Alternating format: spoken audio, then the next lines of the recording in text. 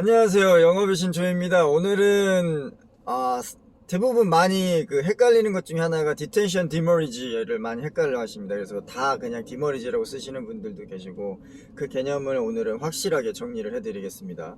자, 디텐션과 디머리의 기준이 있습니다. 그거는 뭐냐? 터미널 밖에서 일어난 거는 이제 디텐션.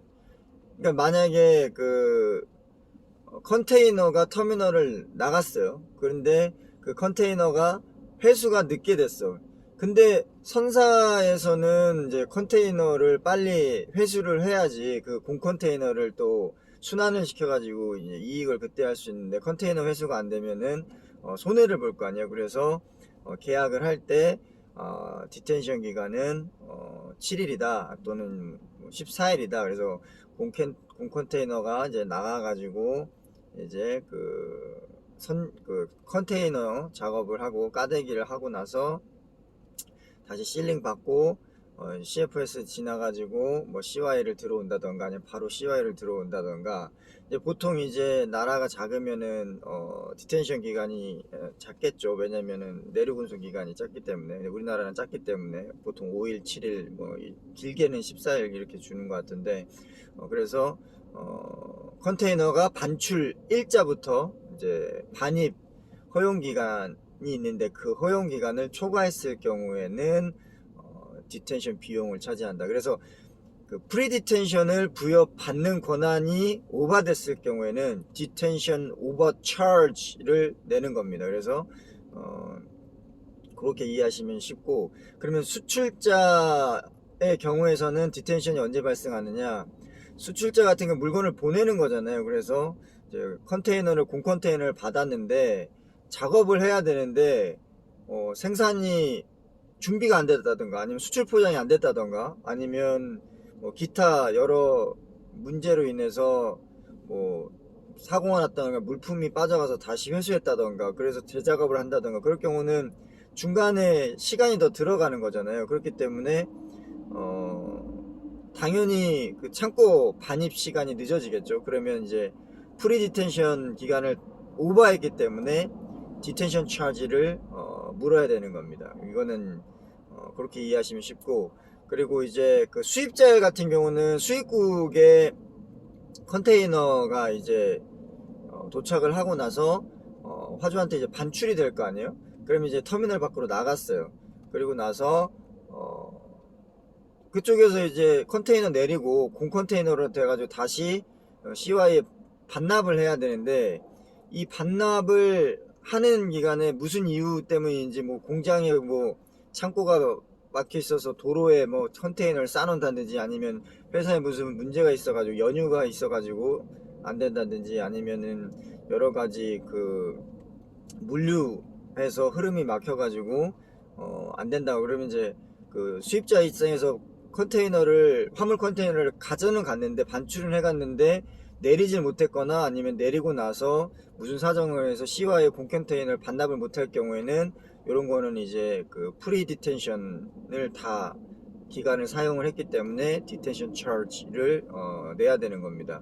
그러면 이제 디텐션은 이해가 됐고, 디머리지는 뭐냐면 터미널 밖에서 일어나는 건 디텐션이라고 했잖아요. 터미널 안에서 일어나는 거는 이제 디머리지입니다. 디머리지는 이제 터미널 안 컨테이너를 사용을 얼마만큼 할 수 있느냐라는 게 이제 프리 디머리지 타임입니다. 그래서 요거는 보통 요것도 뭐 5일 주는 것도 있고 7일 지는 것도 14일 지는 것도 있는데, 지금 현재 코로나 때문에 물류 대란 일어나고 나서는 컨테이너도 없고 그 다음에 뭐 지금 난리잖아요. 뭐 저반도 못하고 그 다음에 스케줄 막 무한 딜레이 되고 그렇기 때문에 CY가 굉장히 복잡합니다. 그렇기 때문에 지금 같은 경우는 뭐 3일 전에 반입을 못하게 지금 제재를 하고 있죠. 그렇기 때문에, 그럼 이 디머리지는 이제 왜 하는 거냐면, CY의 이제 컨테이너가 장기 체류가 되게 되면은 이 터미널 운영을 하는 데 있어서 굉장히 장애가 있습니다. 왜냐면 저희 테트리스도 할 때도 이게 막 내려오는 거 빨리빨리 빼줘야지 계속 이게 점수가 올라가는 거잖아요. 근데 이게 막 잘못 맞춤된 테트리스 블록들이 막 쌓여 있으면은 한쪽에서만 계속 놀아야 되니까 효율이 떨어지는, 그만큼 손해가 나는 겁니다. 터미널에서도. 그렇기 때문에 오래 놔두면은 허용 기간이 초과된 컨테이너들 페널티를 물게 됩니다. 그게 이제 디머리지 프리 디머리지 타임은 오버됐기 때문에 디머리지 차지를 내야 된다. 돈을 내게 되면 빨리 빼겠죠, 아무래도. 그래서 이제 그런 목적이 있고, 그럼 이제 수출자 입장에서 한번 보면 화물을 이제 적재해서 오래되면 디머리지 차지를 무는 거잖아요. 그러면 이제 수출은 출항 일자보다 너무 일찍 입항이 됐거나 아니면 무슨 스케줄이 딜레이 돼가지고 출항이 늦게 될 경우에는 CY의 컨테이너가 오래 있어야 되잖아요. 그렇게 체류가 오래 기간이 되게 되면 디머리지 차지를 발생하게 된다. 그럼 수입할 때는 어떠냐? 이제 수입국 입항하고 나서 뭐 휴가가 됐든 무슨 회사에 문제가 생겼든 찾아가질 않는 겁니다. 그러면 이제 무한 컨테이너가 대기를 해야 되잖아요, CY에. 그럴 경우에는 터미널 오퍼레이션도 그걸 이제 방치할 수 없기 때문에 프리 디머리지 차지를 다 쓴 경우에는 디머리지 차지를 프리 디머리지 타임을 다 쓴 경우에는 디머리지 차지를 이제 부여합니다. 그래서 디텐션의 목적은 선사가 이제 반출된 컨테이너를 최대한 빨리 회수해 가지고 효율적으로 순환해 가지고 손해나 최소화하고 이익을 극대화한다.